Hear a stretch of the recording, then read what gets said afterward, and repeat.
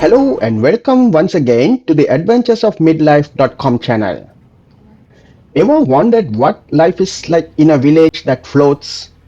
On my recent trip to Cambodia, I discovered a place where houses sit on stilts, kids row boats to school, and a community that thrives atop water.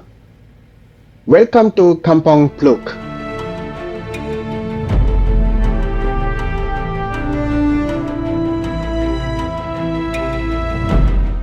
As part of my Southeast Asia trip, I spent nearly 2 weeks in Cambodia. After visiting the magnificent Angkor Wat temple complex, I was drawn to a different kind of wonder, a floating village. I had booked a trip along the Tonle Sap Lake to the floating village of Kampong Phluk. Okay. But it was very flooded. Then they moved from Tonle Sap. The journey to Kampong Phluk was an adventure in itself. Stop here about 15 minutes or 20 Okay. minutes to look at this. We drove through many hamlets and then hit unpaved red soil roads. I wondered whether these roads would be passable during the heavy monsoons in the country. On the way, rice and other fields dotted either side of the roads, and at times I saw small hamlets of floating villages with houses sitting atop stilts.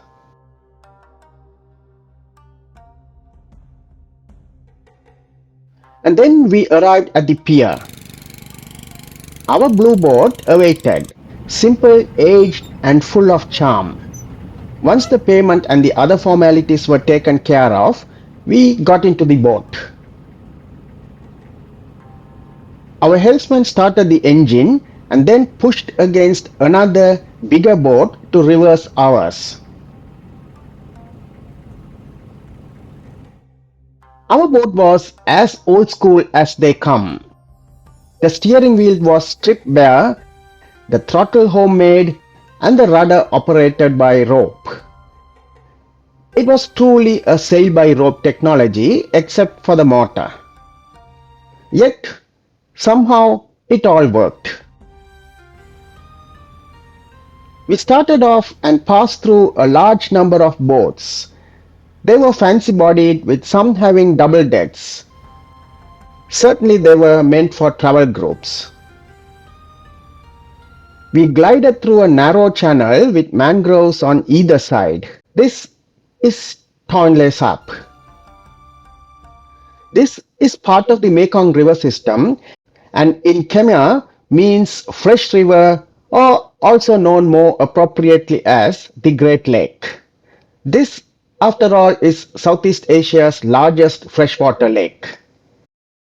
Tonle Sap is considered one of the most diverse and productive ecosystems in the world. According to some, this lake has been the lifeline for Cambodians for centuries, even sustaining the great Angkor Empire. A little bit about the floating villages. These villages are groups of families living not near but on water. They usually convert old boats or put up structures on stilts above water. Most of the floating villages are in Asia, in Cambodia, Vietnam, Myanmar, Thailand, etc. But even countries such as Peru have floating villages.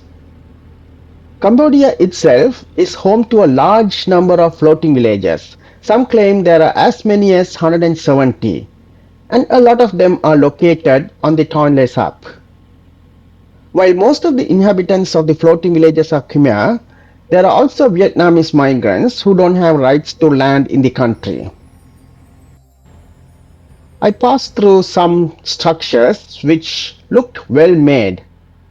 I wasn't sure whether they were houses or some office buildings. Either way, they looked pretty neat.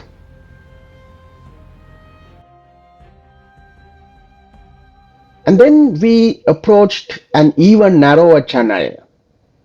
This was Kampong Phluk proper. Kampong Phluk itself is home to about 3,000 people. During the monsoon season, water levels rise by as much as 6 meters. So the homes here are either built high enough to stand above the water level in the monsoon or designed to float. Of course, in the summer, the water levels drop massively. Our guide said in some places the water levels could drop to as low as a few feet. Along the way, I saw schools, temples, a police station, shops, and even fish and crocodile farms. Everything you would expect in a village, just that they were on water, or as in the case of the fish farm, in water. The fish farm. Fish farm, right? Yeah. I see a kid rowing the boat with another kid on board, and then a group of kids probably on their way to school. Life here is vibrant but not without challenges. Fishing is the main livelihood, and the Tonle Sap provides a significant catch for the entire country. But according to some reports, the catches have been declining. And then there's the water issue. Clean drinking water is not available. So the households rely on purchasing water from the outside. But they mostly rely on lake water for most of their chores, from cooking to washing and cleaning, despite the risk of disease from the polluted waters. As we chugged along, a woman paddled over in a small boat selling snacks. I wasn't hungry, but couldn't resist her freshly sliced mangoes. And later, we stopped at a floating restaurant where I enjoyed a refreshing coconut drink. When I heard about the floating villages and planned the trip, I wanted to get into a house and talk to the people who lived there and see how they lived. But unfortunately, that wasn't possible. However, even from the boat, I sensed the rhythm of life here. It's hard, beautiful, and it's real. Some of these floating villages are working with tour companies to offer tours, which is a way to give them additional income. But this isn't just a tourist destination, it's a way of life. A visit here offers a glimpse into the world where resilience floats alongside daily routine.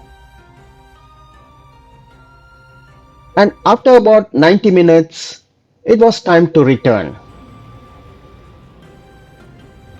Well, that's it for now. Thanks for coming along on this midlife adventure, taking a trip along the Tonle Sap Lake to see the Kampong Phluk floating village. Don't forget to like, subscribe, and check out my blog for more travel stories. Thank you for watching, and until next time, keep exploring. Ciao.